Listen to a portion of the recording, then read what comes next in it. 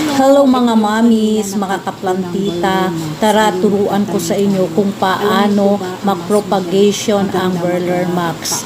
Kung may bunot kayo sa bahay, ganito po ang gagawin nyo. Kumuha kayo na maliit na bunot, ibabasa nyo.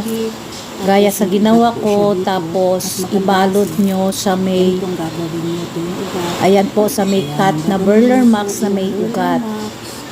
Pag binalot nyo po kasi, mas mabilis dumami ang ugat at dumikit sa bunot kaysa idiretso nyo sa lupa. Tapos sa kanyo itatanim sa lupa gaya sa ginawa ko. Ganyan lang po. Ayan, makakaiwas po pa siya sa mga insekto. Ganyan lang po ang gagawin nyo sa mga propagation ng Burler Max. Ayan, dagdag nyo lang ng konting lupa. Ganyan na po. Thanks for watching.